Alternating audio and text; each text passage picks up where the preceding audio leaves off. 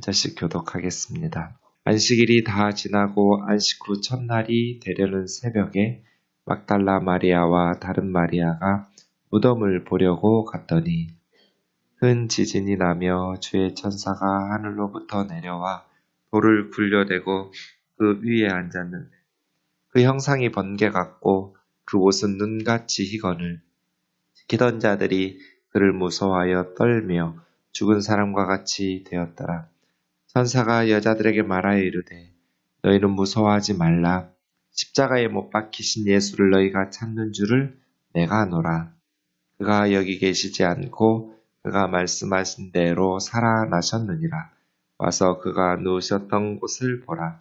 또 빨리 가서 그의 제자들에게 이르되 그가 죽은 자 가운데서 살아나셨고 너희보다 먼저 갈릴리로 가시나니 거기서 너희가 배우리라 하라. 보라, 내가 너희에게 일렀느니라 하거늘. 그 여자들이 무서움과 큰 기쁨으로 빨리 무덤을 떠나 제자들에게 알리려고 다름질할세 예수께서 그들을 만나 이르시되 평안하냐 하시거늘 여자들이 나아가 그 발을 붙잡고 경배하니 이에 예수께서 이르시되 무서워하지 말라. 가서 내 형제들에게 갈릴리로 가라 하라. 거기서 나를 보리라 하시니라. 아멘. 27장 66절에 보면 예수님의 무덤을 지키던 경비병들이 큰 돌을 인봉하고 무덤을 굳게 지켰다고 말씀하고 있습니다.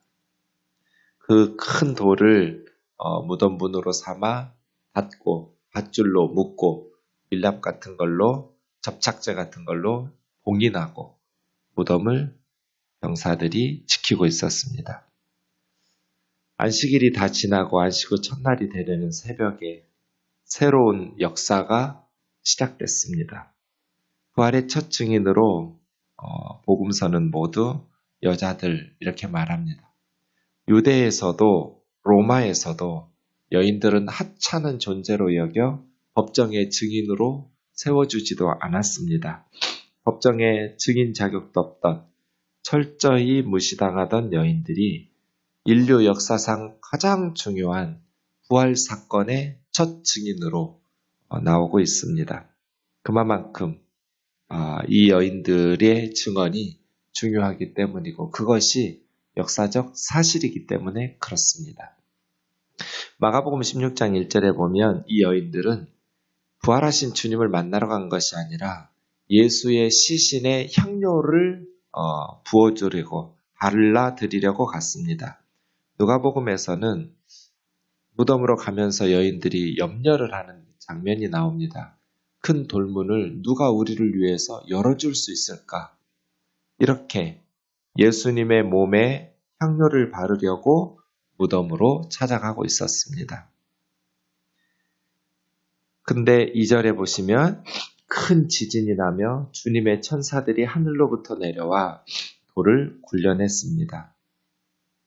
돌 문을 누가 열어줄까? 여인들이 염려했었는데 사실은 염려할 필요가 없었습니다. 예수님께서 무덤에 누워 계실 때 천사들이 내려와서 열어주었습니다. 이 주의 천사가 예수님이 탄생하실 때도 나타났었습니다. 요셉에게도 나타나셨고 동방박사들에게도 나타나셔서 헤롯에게 돌아가지 말고 다른 길로 지시하는 대로 돌아가도록. 그런데 마지막 부활에서도 예수님은 여인들에게 천사가 나타나서 돌문을 열어주고 말씀을 전해주었습니다. 유대인들은 혹시 지금처럼 의사나 병원에서 사망 진단서를 떼어주는 것이 아니니까 장례식을 치렀을 때 아직 살아있는 사람, 소생할 사람을 장례식 치렀을까봐 3일 동안 무덤을 찾아보는 습관이 있었다고 합니다. 산 사람을 매장할 가능성들이 있었기 때문에 그럽니다. 어쨌든 예수님에게는 그런 가능성이 전혀 없었기 때문에 향료를 바르려고 갔지만 천사들이 문을 열고 이제 그 천사들을 본 여인들은 죽은 사람과 같이 두려워서 떨면서 되었습니다. 지키던 군병들이 그렇습니다. 예수님이 죽은 시체처럼 누워있는 것이 아니라 지키던 군병들이 죽은 사람과 같이 시체처럼 그렇게 두려워서 떨고 있었습니다.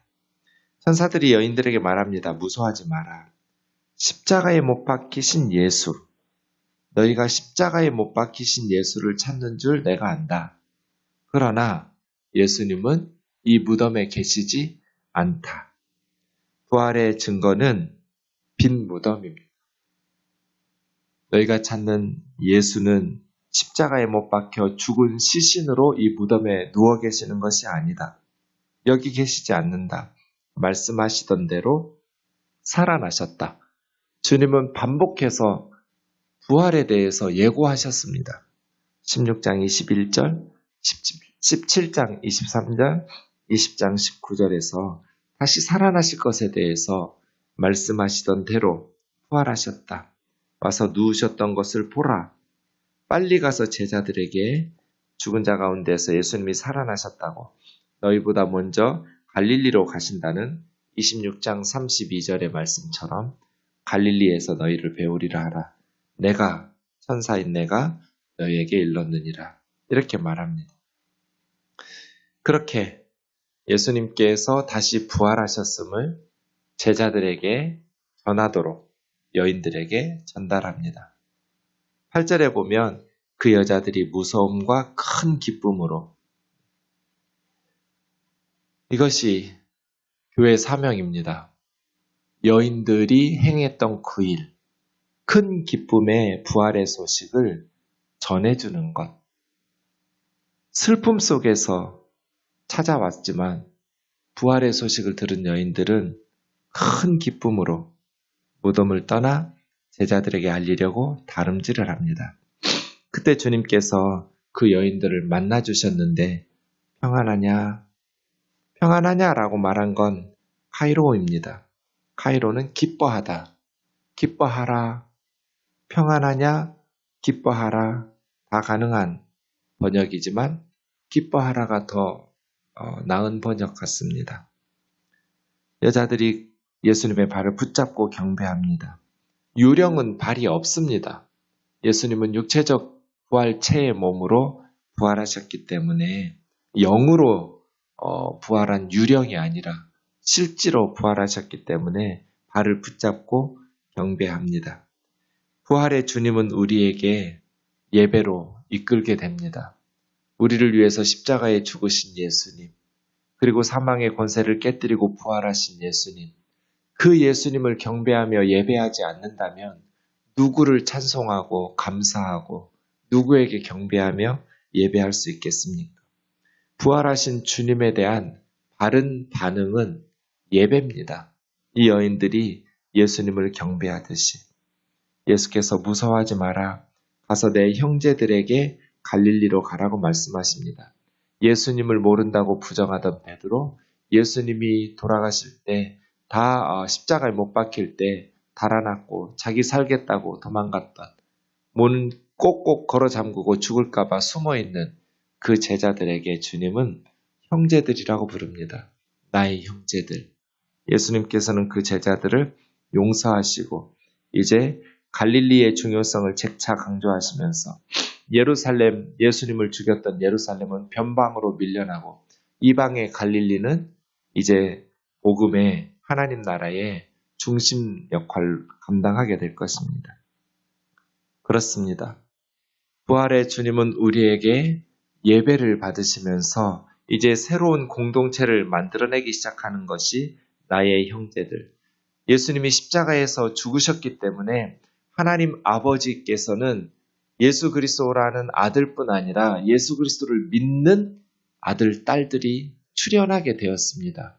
십자가는 새로운 생명을 낳고 새로운 공동체를 만들어내기 시작하는 것인데 예수님의 형제, 예수님의 자매, 혈통적인 예수님의 형제 자매가 아니라 영적인 하나님의 백성, 하나님의 가족이 출현하게 된 것입니다.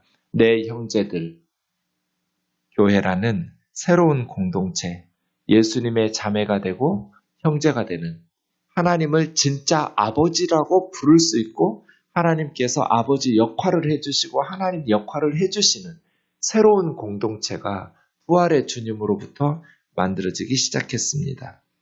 갈릴리에서 나를 보리라고 말씀하십니다.